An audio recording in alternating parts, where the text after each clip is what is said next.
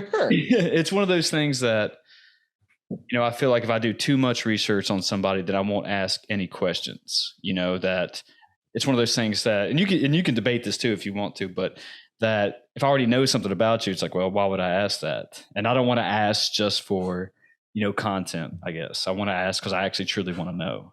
Is that right? Totally get it. And I am going to push back on that as somebody who asks questions for a living. Sure. Yeah. I would say this. Research has to start with what you want to get out of the conversation, right? As long as you know what it is that you want to get out of the conversation, then you can be curious. But I meet a lot of people, particularly reporters, and they ask me, in post-game interviews, because that's my job, right? I'm a sports broadcaster. I do interviews all the time for a living. And in post-game interviews, people want to know, am I thinking about things on the spot or do I have them written down?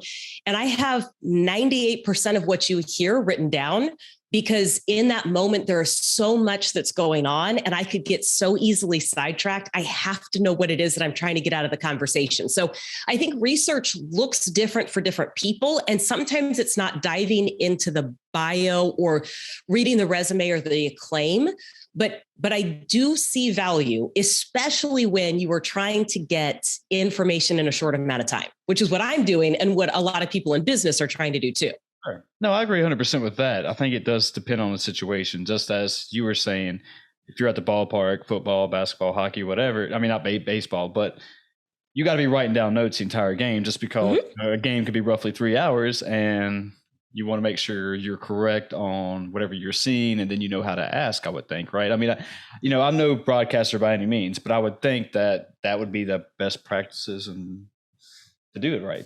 Correct? Well, and it has to be a very focused question. Sure. It needs to be very focused. It needs to match the personality of the person that you're talking to. It has to satisfy the audience that's listening. It has to be in line because I am part of professional teams. Right. It has to be in line with the front office. It has to be in line with the entire coaching staff, right? Like there's a whole bunch of things that you're trying to do. So yeah, it is about identifying the very specific moments or the key plays, turning points, that sort of thing, and making sure that all of your audiences will ultimately be satisfied. That's got to be tough matching personalities, correct? With the questions, the personalities, just because you're going to be interviewing so many different players just on the team, right? I feel like that would be one of the toughest things for me personally. Well, I spend a lot of time around these guys, though, and I do that on purpose. I show up at practices during football season 4 days a week. I am standing at batting practice every day. I'm at the ballpark. I will stand, at a hockey arena and say hi to all the guys going in. That's part of the relationship building process. And that's where you get to figure out, are they introverts? Are they extroverts? Will they talk about themselves? Will they only talk about somebody else? If you're talking to an extreme introvert, people think that in a locker room, because an athlete is famous and because you put a microphone in their face, they have to talk and they have to give you a soundbite. They don't have to do any of that. They could tell me no 100% of the time. They have to feel comfortable enough with me and they have to know that I'm not going to make them look bad.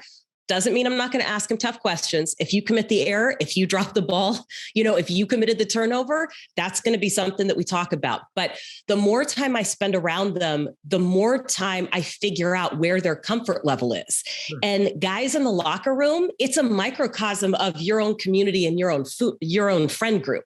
Right. And so an introvert, how can I draw them out of their shell? And they're never going to be the most talkative extrovert, but where can I make them comfortable enough to tell their story? So it is maybe the harder part, but to me, that's the fun part, because when you actually connect with people, now you're getting some real answers and you're getting the story and you're seeing the emotion on their face. And that's when it really gets cool. No, I agree 100%. But when talking with players and athletes at the professional level, all right, so for example, I forgot when it was, but didn't Marshawn Lynch refuse to talk to the media and he racked up NFL fines, right? Yep. So, I mean, do you just go on and move on, right? He doesn't want to talk to me today, no big deal. Yeah. Move on to the next person. That's exactly right. I covered Marshawn his entire career in Seattle. And prior to that year where he stopped talking to the media, he and I did interviews after almost every game. Even when he stopped talking to the media in group sessions, he and I would still chat off to the side. He would talk about things outside of football all the time. In those moments, I can either try to force the issue with him And it did happen. I was the first interview where he started giving one-word answers, and he was just saying, yeah, the entire time. I remember that. I am the team broadcaster, right? So in that moment, you got to figure out, can I get him to talk to me, or is this just a waste of time? And I gave him a few questions. It was evident that it was just going to be a one-word answer. So I backed out of that conversation. My view on it the rest of the way when Marshawn was in Seattle was, I have 52 other guys in here to talk to. Why would I spend my time trying to get the one guy who clearly doesn't want to talk? Why would I waste my time? He's not going to tell me anything. And I don't have anything against him for that. I got 52 other guys that I could ask about his game. So I'm going to look at that instead of trying to force my agenda and my timeline on him. That is an extreme case, but it's absolutely an interesting one. Do you feel that is I know you've been broadcasting for 20 plus years now, and that is something you've picked up learning in the field, and is that something just that people just automatically would probably just go ahead and do, but it's something you just as professionals like, all right, no big deal, where people are just chasing Marshawn Lynch just because of the name and to get the clout? I think part of it is the relationship that I have with the team, right? I'm employed by the Seahawks. So I have a different responsibility than the other media members that are trying to be the one to get him to give a soundbite. And my responsibility is truly to get 5 or 6 players after every game to talk about that game.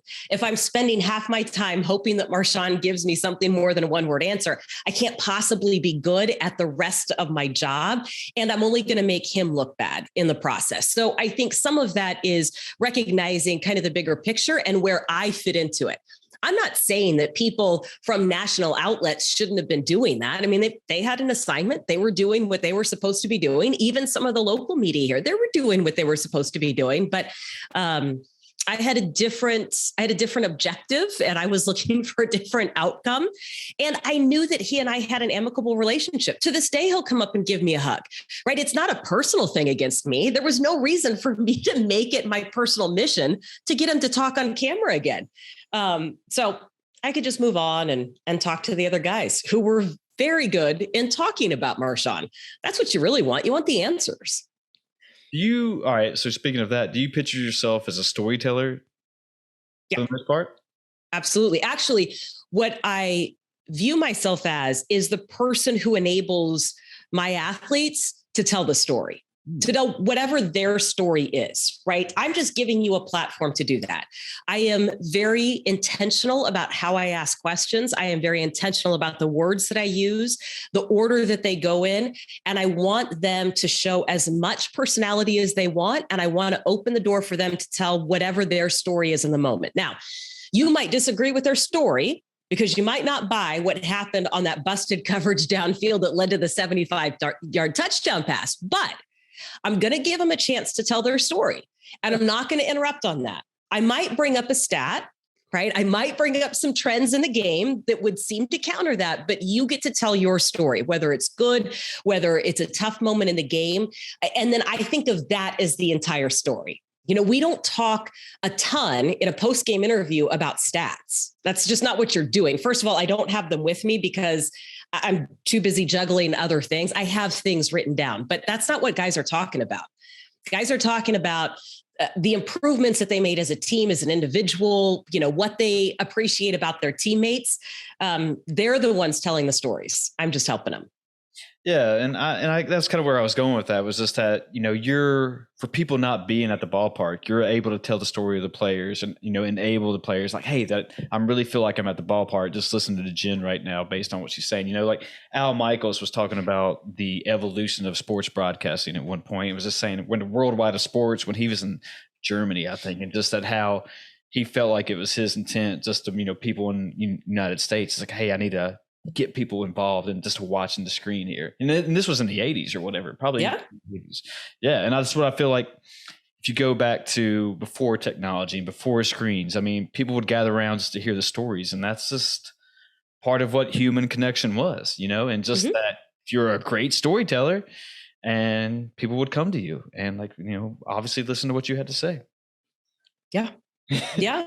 And so I hope that the guys feel comfortable enough that they keep coming to me, because I tell you, for as fun as it is to get doused with water in a post-game celebration after a walk-off win, it is equally as challenging to walk into a clubhouse with 26 pissed off men who don't want to talk to you, right? Or on an NFL Sunday, 53 pissed off men who don't want to talk about anything that just happened. And they see me standing there and they know that I have one job.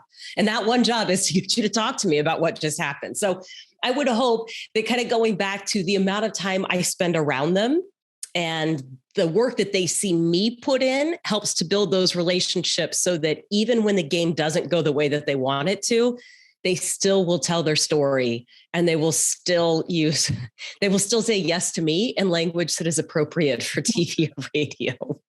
I watched a couple of your videos and I saw you dodging a bunch of Gatorade or water bags, whatever they are. It seems like that's kind of fun though. It is fun. It's part of a celebration. Yeah.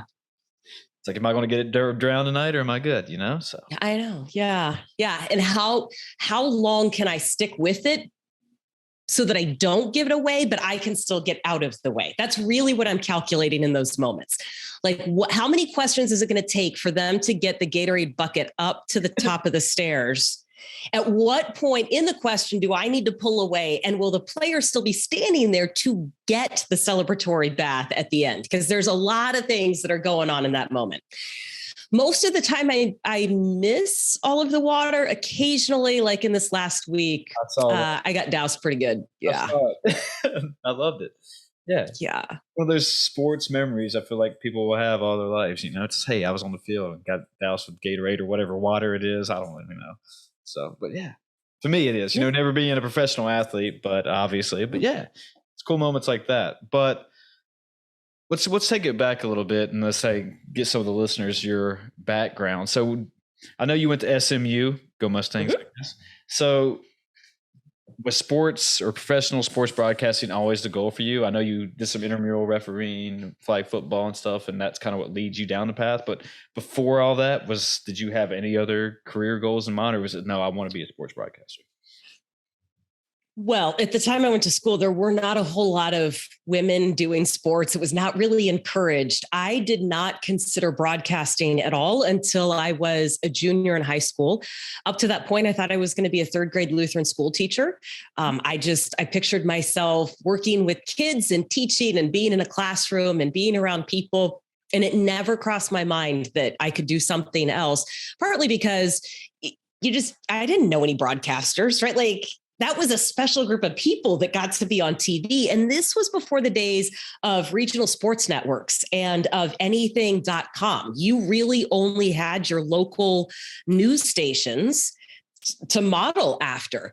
My high school guidance counselor suggested that because I liked to talk a lot and was not afraid to talk in front of people, that maybe broadcasting would be something that I could do. I started following that path and realized that if I was going to do that, sports was going to be the most fun. I had been an athlete growing up. My brother and I played sports year round. I was always watching sports with him, whether it was his games or on TV. And so it was just a fit. But again, 1996, they didn't really encourage women to do that. So I had some backup plans, but I was, again, very intentional about how I went about it, the jobs that I had in college, so that people knew that I was taking this seriously. You know, I mean, this is kind of while you were talking, this had me thinking. So I majored I started out in sports admin as for my undergrad. And one of my advisors told me that, you know, what do you plan on doing with it? I plan on working in sports. I want to be some kind of director or facility manager in some form. But he goes, well, who do you know in sports? I was like, well, right now, I don't really know anybody, you know, besides high school coaches and what I did. And, you know, back then he goes, well, you're never going to get a job. And that almost, you know, that basically deterred me to a certain point, saying, well, I guess I'll never go. So I started majoring in PE then. I guess I'll just be that guy. But, you know, I ended up working in recreation. And then when I went to get my master's, I did a couple of internships in athletics. And that was kind of like, well, I think you can, but it's just a matter of, you know, like you said, you know, obviously females weren't the cool thing to do or get into broadcasting. But yeah, if you want to work at it, you know, break the seal, get in there at some point, you can, if you have your mindset set to do it. Right. You think? Wait, Yes. And you do have to be a little crazy. I mean, look, it's not, you have to be a little crazy, whether you are female or male working in this industry, right? Like there's a certain level of competitiveness that you have to have all the time because you never really make it. There's always somebody that's coming behind you. So you have to stay on top of your game. There's always new people to get to know and to build relationships with. But the other part is if you want to work in sports, especially doing what I do, sporting events happen on nights, weekends, and holidays without fail all the time, every year, every night, every weekend, every holiday. I didn't get a Christmas off for 15 years. And now, I mean, the Seahawks will play either on Christmas Eve or Christmas Day this year. So Christmas will come whenever it happens. And I think that ends up deterring people a lot too.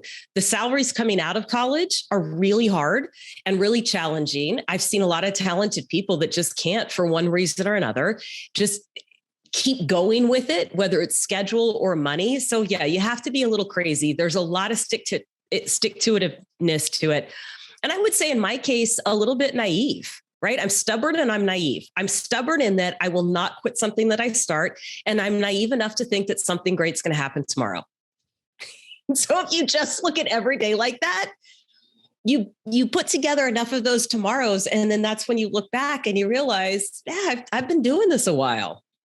I don't know if I would say you're naive. I think it seems when you're more hopeful. I mean, you're putting in the work, you're not spending family time on the holidays. You're actually at work doing your thing and grinding it out. So yeah, I wouldn't say you're naive by any means. I mean, you're a professional level. Yeah. That's the way I see you. Yeah, I would never say you're naive. I mean, but I understand what you're saying because, and also another point to me is that also I started going down the strength conditioning coach line as another internship. And, those guys are putting in 12 to 16 hour days. Yep. I did get to a point and I was like, I don't know if this is for me, Yeah.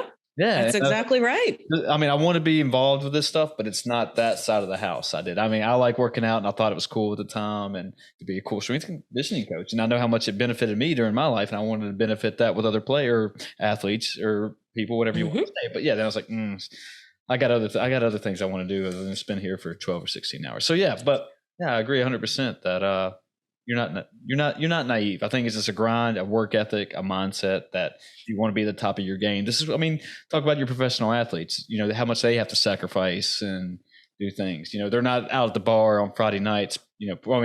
Some of them probably are, but for the most part, they want to make. I'm not judging who's at the bar on any given night. I'm not judging. The club or whatever. You might find me at a bar any given night. Who knows? But all right, to make it to that level, though, you have to do sacrifices. Is what I'm saying. Yes. And there are outliers to everything. I guess if you want to talk about LeBron James just growing up to be automatically great at basketball, any sport he plays. But there is the whole point. Yeah, you got to sacrifice to get to a certain level. Mm-hmm. You do. And you're living evidence of it. But is it hard or was it hard? I mean, now that you broke the seal and you're, obviously you're a female and got into a male dominated industry, I guess you could say. I mean, was there a lot of flashback on that at first? And did you have to go down did you go down a certain road and you were like, oh, this is not for me, but then I'm going to veer this direction. This is why I want to do that. You had a great moment. And it's like, okay, now I'm going down the right road. I'm good to go. Hope that kind of made sense what I was trying to ask. So I would say, I guess I don't know any other way, right? Because I don't know what any other experiences for anybody else were. There were women doing sports. There just weren't that many. You could look across the entire country and there was only a handful of women doing sports at the local level. And you weren't used to seeing women on the sidelines. And when I went to school in Dallas, one of the things that we did, I was an intern. And every week I had to go into the Dallas Cowboys locker room and get sound from the players. And they were not thrilled with seeing any media in there, particularly me. I think there was one or two other women in there. And I did not enjoy those trips into the locker rooms every week. I enjoy being with my NFL team now. And I will say that things have changed a lot because of what people are used to seeing now. So Guys today don't know what it's like not to see women anchoring Sports Center. They don't know what it's like not to have women on the sidelines of games, or not to have a mom, a sister, an aunt, somebody who's played sports, right, at a pretty high level or taken sports pretty seriously. So the landscape today is much different than it was then. When you ask about the challenges, yeah, it's everything that you read in the books. I mean, it's everything from being called names to having people try to keep you from going into a space where all the guys were going to do their jobs. I had a job to do, but they didn't want me to go in and do mine. When I would get into the space, yeah, there was a lot of harassment that was going on. But the way I always looked at it was, I was going to pick my battles, and my battle was getting into that room because that's where I was going to do the job. And I wasn't going to go back to the TV station and say, I couldn't do the job because I was a woman, right? I was going to go back and say, it took me longer. They didn't really want to talk to me, but here's what I did. Here's the soundbite that I got you. Here's the interview that I got you, right? Here's what we did. I think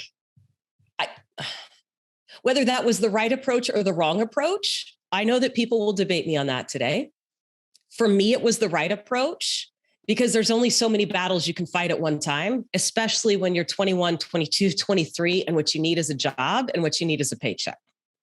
So that's what I would say about that experience. What do you and mean? It goes back to being competitive and naive, right? I mean, like stubborn, competitive, and naive. It's like you tell me that it's going to be hard and you tell me that you don't want me here, and I'm going to keep showing up. And eventually you are going to get used to the fact that I'm not going anywhere, folks. Like, you might as well talk to me because I will do this every single day.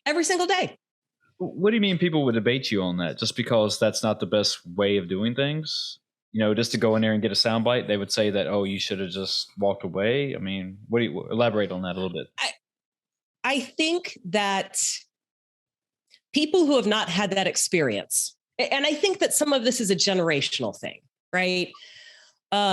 I think that younger folks today would say that that is not a good workplace environment and that you shouldn't be harassed in any workplace. And that's absolutely true. Nobody should deal with harassment. Nobody should deal with somebody trying to make their lives difficult. And the things that happened to me and to others in locker rooms in the early days, that first of all, it would never, I shouldn't say never. It does not happen. I don't see that happen these days. But you would never allow it to happen these days. And the response now is to call it out and to take a stand. And I totally applaud that. But I can't say that I did that when I was 21, 22, 23, because there just wasn't the backing there. You couldn't go in and say, hey, yeah, but you know what? I don't like the way that guy's talking to me. And I really don't like the way that guy treats me. But like, what am I going to do? You can't do that. So I think when I tell my stories, I think that some people look at it and they're like, well, you should have done more. Well, I probably should have, but I also needed to pay some bills. So, you make your choices as to what you're willing to deal with. And I was willing to deal with a fair amount until I got past that and until it started to get really good. I don't want to say I'm a firm believer in this, but feel like I have a theory that people need to go through certain experiences in life to develop their own uniqueness and individuality. And, I'm not advocating for bullying by any means, but I'm just saying that if you were bullied, you know how to handle that in some aspect of your life, and just that do you feel like that those experiences helped you develop, your career and who you are today and your personalities when you tell the stories of the players and doing your research and all that good stuff? Well, I think that it's given me a really thick skin, which you have to have in broadcasting. You have to have when you are at a regional level, and I am recognized in a 5-state region. There's a lot of people that think that I do a great job. There's a lot of people that don't like anything about my job. And thanks to social media, I can hear all of it from both sides. So if you think about while I was doing this in locker rooms as an intern, I was also becoming a high school football official at the same time. So my idea of fun in addition to doing intramural flag football and other intramural sports. My idea of fun was to go out and spend 3.5 hours to 6 hours, depending on how many games I would work, on a football field, getting yelled at by coaches, players, and parents, right? Like, that was my idea of fun. All of this is happening simultaneously in my life. And so I just think that I put my head down and committed to the grind. And now looking back, I can appreciate the fact that, look, you can say a lot of things to me right now that probably there's nothing that I haven't already heard. It's not going to be harder than it was back then. Yes, it has absolutely helped me, but I'm not sure I felt that way in the moment. I think there was a lot of individual come to Jesus moments of, do I want to keep doing this? So with that said, being on national spotlight and having, Twitter and Instagram and all that, how do you deal with all the negativity coming your way? I mean, I know some famous people just don't read comments, they just block them out, but there is some who will, go down there and start reading every little comment there is, and they start, having like a little Twitter war or whatever. And just, I mean, and being in your position, with sports and, being a female, like you just said earlier in this field, that you have to get so much. You just ignore it all. I mean, unless keep saying unless I have wine. If I've had wine and I happen to open my Twitter feed for whatever reason, right? Like I'm checking on a score, I'm doing something. That's when I will be tempted. I very rarely respond or engage to the negative stuff. If it's work related and they've clearly gotten something wrong, right? Like you just didn't understand that this was the situation, I will correct it. But yeah, those are the ones where I type and then I delete, and then I have another sip of wine and I type and I delete. And for the most part, I stay out of it because I know that I just don't want to deal with it anymore. Yeah. And I will be honest, I don't look at Twitter that often. I will be on Instagram a lot more, but I think that Twitter is just awful. I think it is the worst thing that has happened to humanity, even more than Facebook. God, that's a terrible place to live. For me. And I know that younger people feel differently. I know that makes me sound old, but yeah, I try to stay away from it a little bit. And I know that hurts my personal brand. I know that I am sacrificing followers. I know that I am sacrificing a larger audience. I know that I could be doing more. And every time I think, no, I'm going to be super active on Twitter, I do it for about 2 days. I get frustrated and burned out, and I'm like, I'm done. No, I mean, I agree. You shouldn't interact, being at this level, you shouldn't interact with Twitter followers like that, just because it's so negative and you'll get into this negative zone. And I feel like, I guess objectively speaking or subjectively speaking, that, yeah, you get into this negative zone, reading all these comments about people who know nothing about anything and just saying shit just to be cool and, get a little @ sign and say, I tweeted at Jen or whatever, or whoever it is, the Seattle Manners. And it's just like, and you can you go down hours reading comments and all of a sudden you lost an hour of your time and you're just like, why did exactly. Yeah. And then, I read stories that people should just post, don't worry about what the comments are going to be, and move on, and just stay true to who you are, stick to your guns and go. But yeah, I mean, but I can see how but that's tough advice to give, right? Because it depends on how you were trying to use it. And there are some people. So Amy Trask was former front office for the Oakland Raiders. She is phenomenal. And she is phenomenal on Twitter. And she engages with people. Yep. And she will go back and forth a little bit. And she knows what she's talking about, but she is very kind. And people feel like they know Amy personally. Heck, I feel like I know Amy personally because of exchanges that we've had on Twitter. There are some people that are very good at that. I just know that I am so much better in person. If you want to get to know me, I just know that I'm so much better in person. I know that I am not great in the limited amount of time and space that Twitter gives me. So like when you say post, but then don't engage, well, then it becomes a very transactional relationship. There's nothing wrong with that if that's what you're looking for. But there are people that are trying to build brands and engage, and they don't. That's not always the advice that you should or could be following, which is where I get stuck in the middle, right? I don't want to be transactional. This is not my preferred medium, but it's the only way some people will ever hear from me. I mean, I look at it like this way what's your favorite movie? You have a favorite movie? Oh, Dirty Dancing. No question. You didn't expect that one, did you? Oh, I did not. Followed closely by The Sound of Music. Okay. And then Top Gun's up there as well. Okay, well, so I love Top Gun. I'll go with Top Gun all day. Okay. But no matter what, all right, Top Gun's a great movie. You and I just both said that. But there's always going to be somebody who's like, nah, movie shit. I didn't like it at all. Yeah. Like, what? Why did you didn't like it? You don't like Tom Cruise or what? And there's like, no, I got to tell you. I don't like Tom Cruise. That's just dumb. But then you go back and forth on Twitter and says somebody is always just wanting to be right because they made their point. And I don't know if that's human psychology, if it's just the way that generations are nowadays, that they have to be right no matter what. But it's just a never-ending battle, even just like you said with your example. But I just don't feel like no matter what, somebody's always going to be there and just try to outdo you or one up, I guess you could say. Yeah, and I don't know. Like that was my whole point. Just like I think it's just best just to post, don't engage, don't worry about the comments. I mean, if you want to engage with certain people, maybe just look at the athletes that you're interviewing or whatever. But then all the other idiots out there, don't worry about it. So yeah, I don't know. But I guess where I want to go from here is that. So, do you think that you had to develop also a how do I want to say this? You said you had thick skin. It was your experiences that got you to where you are. I mean, was it you just having, when you're outside of, you're not at the ballpark, you're talking with me right now. I mean, are you always constantly watching Sports Center, keeping up with Twitter, looking at what people are posting just to stay up on top of the news of what's going on so you're on top of your game? Yeah. I mean, like if I have a day off, I probably am not going to watch a lot of sports just because I can't watch it as strictly a fan anymore.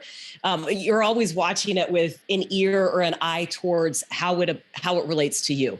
Even if I'm watching a baseball game, has nothing, right? It's a National League game, has nothing to do with the Mariners, but they mention a topic that I might want to turn into a feature story. So now my mind's going about I will try to shut it off. But yeah, I mean, my job is to log on and check scores periodically during the day and to read headlines. I get a lot of alerts that come to my phone. The professional teams that I cover here in Seattle, every morning I get an email that has newspaper clips. So you go through and you read. There's game notes that come out every day for baseball and before every professional sporting event. So you're always kind of reading something. I might turn it off for a day, or I might not watch a game tonight, or maybe it'll be on in the background, while I'm making dinner or something like that. But yeah, it's kind of always there. Is it hard to stay unbiased, when, doing your broadcasting and? Well, I don't actually have to stay unbiased, which is the benefit of being in my roles. So I work for the Regional Sports Network, and we are partnered with the Mariners and the Kraken, and we are Root Sports, and our line is, we are rooted in the community and we are rooting for the home team, and we make no bones about it. We are for the Mariners and we are for the Kraken. I work directly for the Seahawks, so I can be biased towards the Seahawks. Doesn't mean that we don't talk about negative trends, bad plays, bad games. It just means that we do it a little bit differently than somebody who is trying to be very unbiased in the opinion. The reason I asked that was just because, with the NCAA tournament, UNC, Kenny Smith was calling a game, and after they lost, he just put his head down, and Charles Barkley was over there, like, kind of, egging him on, like, dancing around him and stuff. So I feel like, obviously being alumni from from UNC and playing for UNC, I mean, it's tough, it just got to be a little bit tough. But, with your example, yeah, I could see Root Sports, rooting for the home team. Makes sense.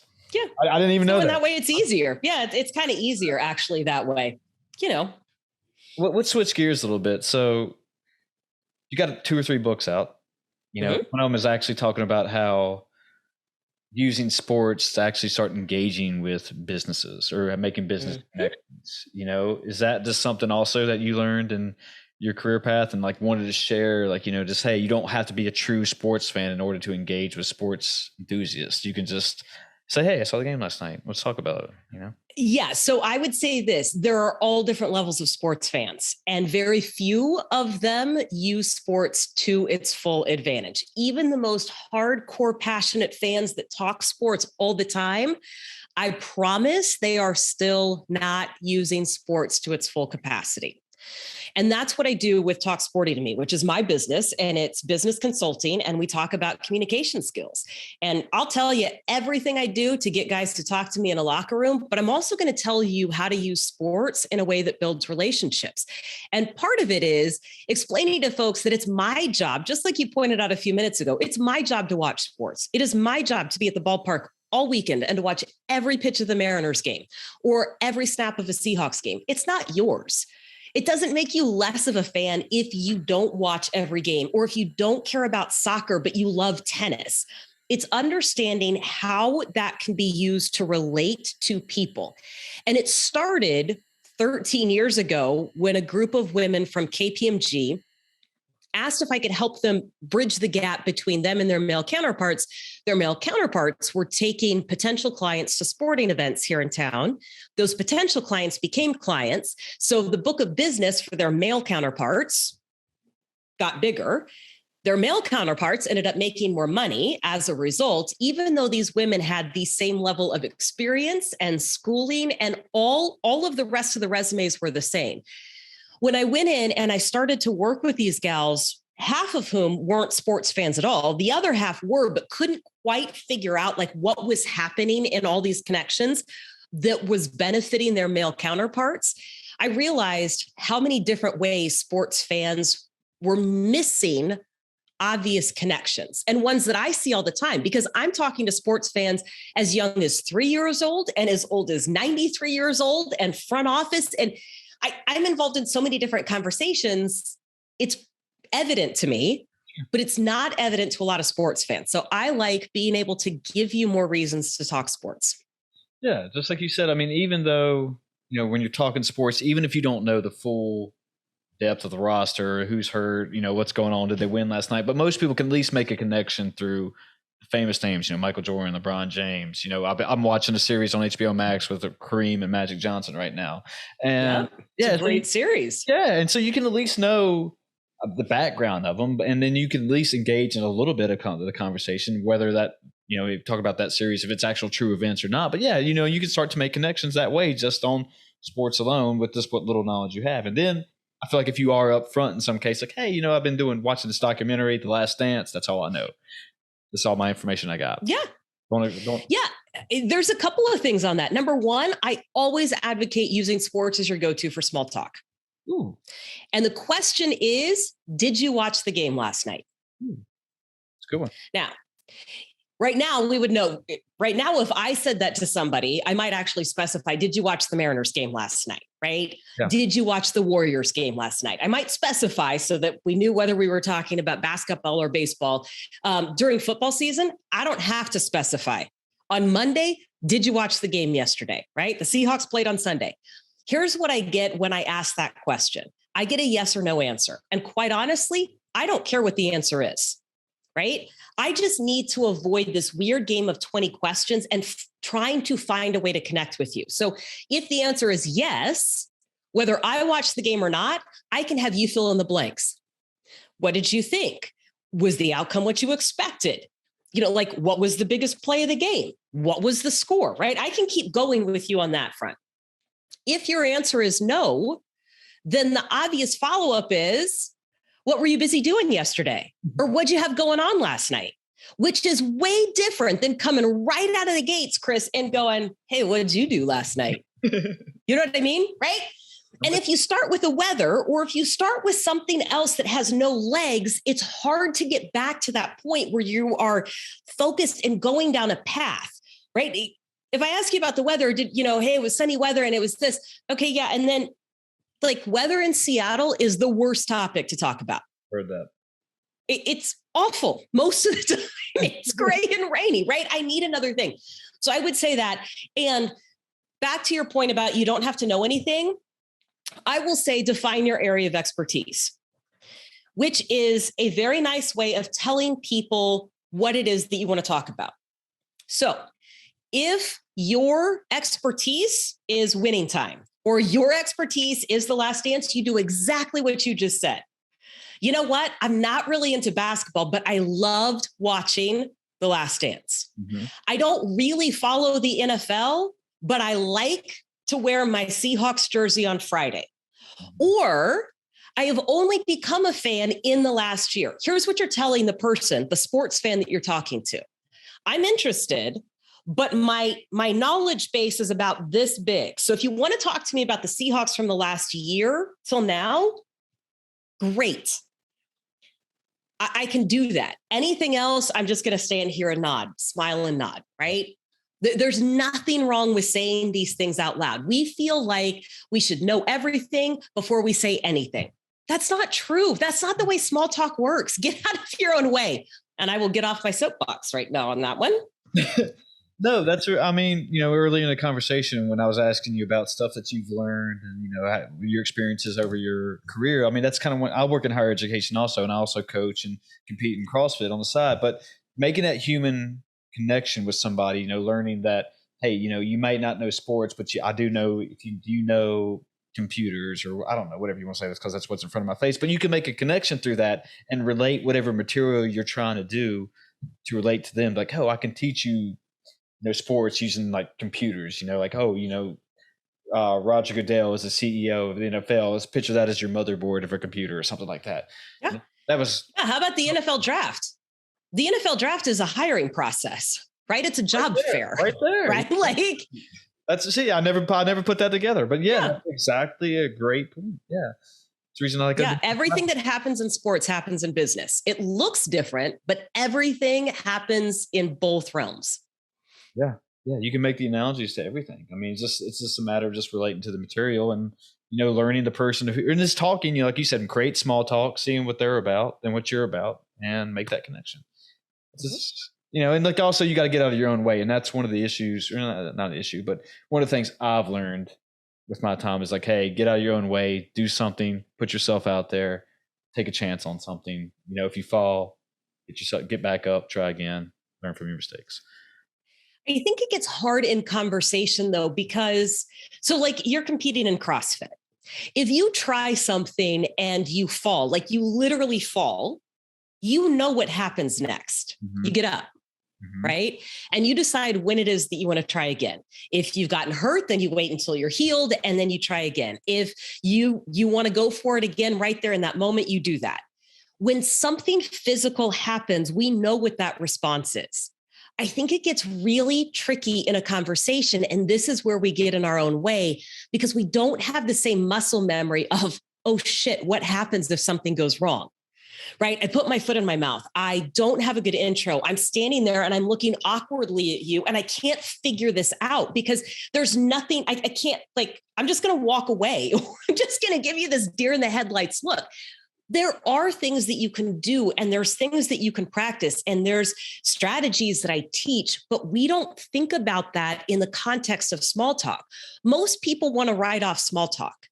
Most people want to write off conversations that don't have anything to do with work because we're focused on getting things done. And I totally get it.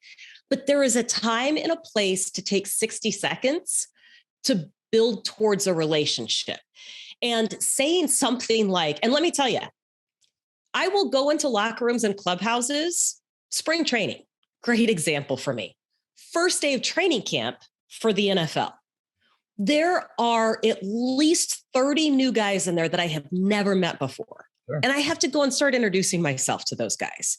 And you don't have an option to wait until you feel like it because I might not ever feel like putting myself out there for 30 new people. And I am going to screw up at least one of those introductions. I'm going to trip over my own words. I have literally tripped on shoes in front of lockers into half-naked men before. That is not the impression I want to make. And in those moments, if you just state the obvious, people overlook this as a technique and a strategy. Just state the obvious. That is not the way I intended to introduce myself to you. I'm embarrassed enough for today. I'm going to try this again tomorrow. Something like that. Or it could be, I'm not great at talking to people in person after the last couple of years. So this might be a little awkward, but I'm going to try it. Mm-hmm. It's amazing what happens when you become vulnerable enough just to say those words and get out of your own way, what happens to the other person. Because now everybody is on the same page and knows what's going on. And talking about that being vulnerable and using humility, I think that's what people need to learn to get out of their own way and just, be vulnerable and have this experience and be, humbled by it, I guess, in a certain sense, but also be able to say, be straightforward with people. Hey, this is not how I wanted to start this, like what you just said. But most people, and I can attest to this for sure, that starting this podcast, I didn't want to look like a fool, right? You don't want to look like an idiot. Nobody does. Whenever they start something new, that's 9 times out of 10, they're going to be that person, And so, but you have to do this in order to get from point A to point B to point C, and even doing this, I'm not the same person I was 5 years ago. I'm not the same person I was 10 years ago. And I'm sure you can speak about that too, but taking these chances at life, ask the girl out, tell the person you want to try to engage with them in some way to talk about small talk or talk about the game or whatever. Yeah. That's how you get out of your comfort zone and you grow as a person. Here's the easiest way to practice being vulnerable. Ask a question you truly don't know the answer to. Doesn't have to be a hard question. Doesn't have to be a serious question. The moment that you do that and you stand there and you wait for the answer, that is you being vulnerable. I ask a lot of questions where I generally know where the answer is going to go. I have to, otherwise it's not going to make sense in a post-game interview, right? I don't know exactly what you were going to say after seeing 11 pitches in the 12th inning and then hitting the game-winning double, but I kind of have a general idea of where you're going to go. But the minute you come in and you ask a question that you don't know the answer to, like that feeling in your stomach and in your chest, that's vulnerability. And practice that in small ways, and you will get more comfortable with that and be able to stretch it further. That would be my advice, my easy advice on that one. Well, going back to the beginning of our conversation, that's part of the reason why I don't do as much research as obviously you do, just because, I don't know, when we start this conversation, besides our few emails that we exchange back and forth or whatever, I don't know what you're going to say. I mean, and I'm putting myself out there, and I don't want to rehearse questions and make it sound like an interview that we're just sitting there at a table going back and forth and nobody's really engaged with us talking, Yeah, I totally agree. But again, here's what I'm going to say, because there's going to be people listening to this that will benefit from both approaches. I moderate a lot of panels. And I do a lot of training for people who are trying to be on camera or who are presenting in front of a group of people, like a panel moderator. And when people come to me and they say, I want this to be really conversational, my first piece of advice is, then you need to script it out. And they will always push back and they will always say, no, I don't want it to be scripted. And I will say this, there is nothing wrong with following a script. I follow a script all the time on TV. I have to. We have a short amount of time to accomplish very specific objectives. The problem with scripts is when you deliver them as if it's scripted.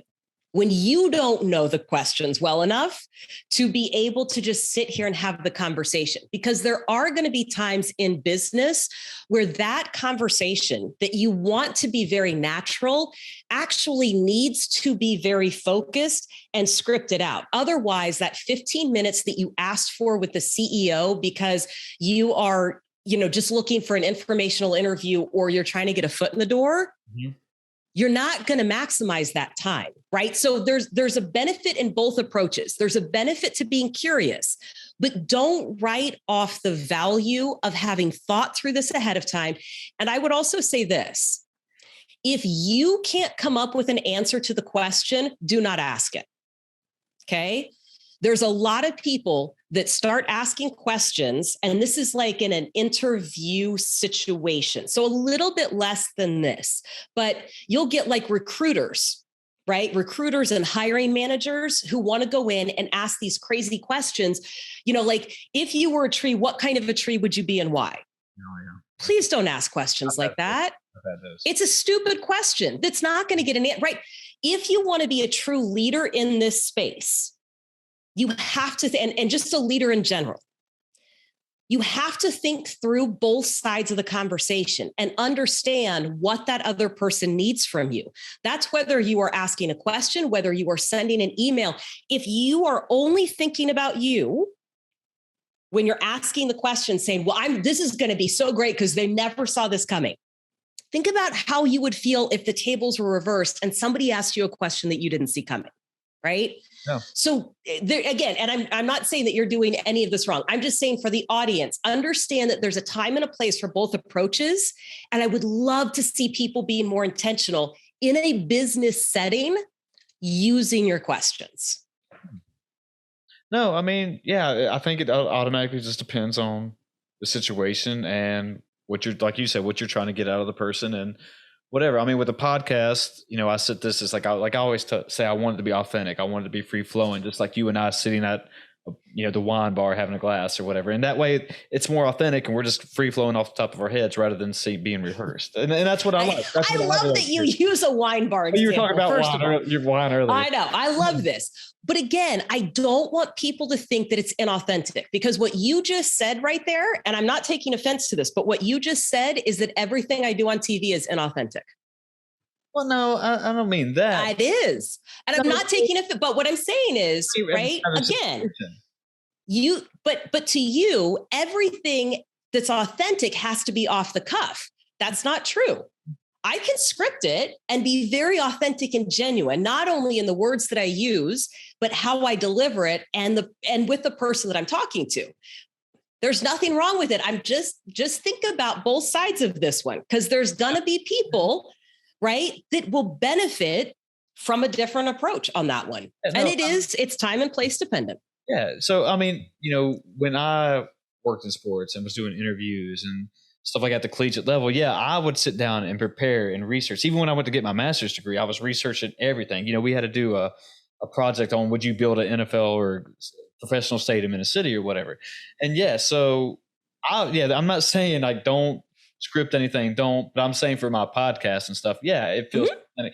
But if I was a broadcast reporter on the sidelines at a professional level, I would definitely be sitting in, I don't know if you sit in the dugout, if you're sitting in the stands or whatever, but taking notes and working myself to prepare myself for when I go, if Ken Griffey was still playing, go down there and interview him real quick. Like, hey, I want to be on top of my game. I'm going to impress Ken tonight, And I agree 100%. You do have to be on your game to talk to Ken. Exactly. I've done that many times. You got to be on your game. So, yeah, I mean, you're definitely authentic. I'm not saying that by any means. I'm just trying to compare what I do versus what you do. So that was all my point of that is. So, yeah. I'm smiling for those who can't tell. I'm smiling. We're good. Good. Yeah. No, I would never disauthenticate you by any means. So, yeah. But there's just two different scenarios, two different situations. Yeah. That's absolutely.